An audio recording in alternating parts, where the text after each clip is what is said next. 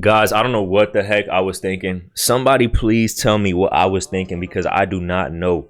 Arc Raiders is actually super, super great. And in my last review, I never said anything bad about it. I said nothing but good things about it. All I said was the fact that it's an extraction shooter. I do not feel rewarded whenever I extract. I do not feel rewarded when the mission is complete. You know, because being a console player, we're not used to extraction shooters. Those extraction shooter games are usually on PC. I mean, what game did console have, right? Did we have DMZ for Call of Duty? I mean, does that even count? When I hear about an extraction shooter, I just tell myself, uh-oh, here we go. Another game that you're just looting up, and if something happens to you, it's game over. You lost it all. There was no point of doing what you just did, and you got to get up and go to your 9 to 5 tomorrow morning. You wasted all your time. You wasted your whole night. Games like Escape from Tarkov, I never played it, but it looks good. I watched gameplay for it. But then there's people saying, man, if you work a job, never get a game like this because you're just going to waste your time. You can lose all your progress, and you got to invest so much time into it. And I don't know how true that is. You guys let me know if you played Escape from Tarkov before because I never played it. Now, don't get me wrong. You still got to invest time into Arc Raiders, but this is something else. You can still level up your guy, make him fly, and show up to your 9 to 5 tomorrow morning with no problem. And when I say make him fly, I don't mean literally. I mean swagging him out, gearing him up, making yourself look good for the next mission. And that's one thing this game has, is that customization. You know, it's funny because every game has customization, right? Like, come on, it's 2025. Most games you can swag out your player or, you know, buy skins, microtransactions. But when a game is actually third person, it's way better because guess what? You're actually seeing your player. You know, it's funny playing a lot of first-person shooter games. I don't know why I always customize my player because I can't even see the guy. The only people who are going to see me are my teammates and the enemy. So if you think about it, what does it even matter? But I know it's more like a subconscious thing. You want to feel cool, you want to feel good, but forget all that because Arc Raiders itself makes me feel good. The entire game so far makes me feel good, and I've only been playing it for a day besides playing the beta last weekend. You know, I've only been playing it for so long, and the experience I've had so far is just amazing. Now, in my last review, the only negative thing I said was extracting and not feeling like it was rewarding.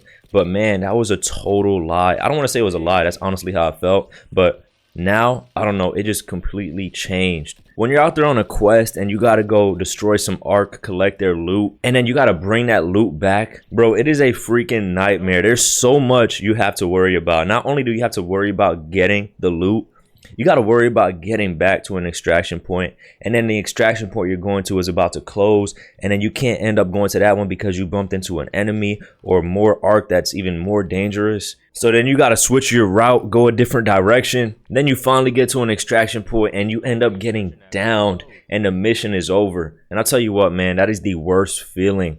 But when something is actually difficult, when you get the job done, it's actually more rewarding. You know, there was a quest I was on yesterday and I didn't get to extract for about 3 straight missions because stuff just kept happening, man. I would run into a player, he'll get me out of nowhere, or I'll just be getting chased by the Ark.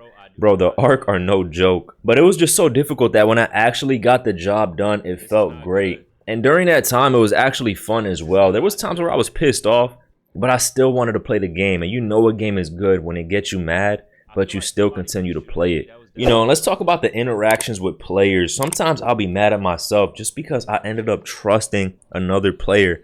Man, I'll tell you, bro, you cannot trust these players out here, these raiders. You know, playing solos is a crazy experience because you're going to come across players that want to take you down, and then you're going to come across players that want to work together, and then you're going to come across players that want to work together and then betray you. There's people that will talk to you like they're a friendly, and then as soon as you turn around, they stab you in the back.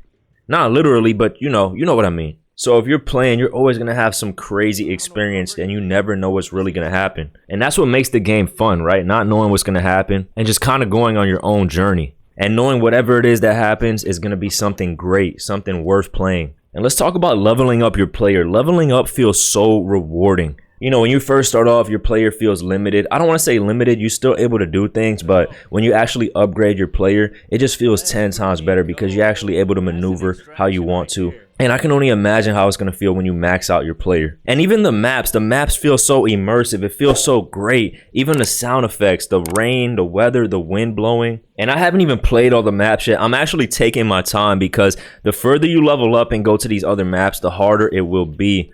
I unlocked the second map, and the second map is actually insane, especially if you're not leveled up all the way. Well, I don't want to say all the way, but if you're not leveled up to a certain extent. And the fact that I have to prepare and get ready for that next map is actually a good feeling too. And I don't think all the maps actually get tougher. I think some of them have less arc, some of them have more arc. It just varies. And the fact that you can play at night as well, I mean, there's just so many different aspects, so much different features that just make everything stand out. And I know we already talked about the solo experience, but the fact that you can actually just play by yourself and have fun, you know, and I feel like that says a lot, especially for me, because I feel like games today, I feel like they're really hard to play by yourself. I feel like a game needs to be really good in order for you to have fun playing by yourself, at least for a very long time. And we're not talking about single player campaign games, we're talking about multiplayer games, right? When's the last time you actually loaded up a multiplayer game and actually had fun and you can play it for 4 or 5 hours straight without any of your friends getting online? I mean, maybe some of you guys, I'm not saying nobody out there can do that, right? But for me, from my personal experience,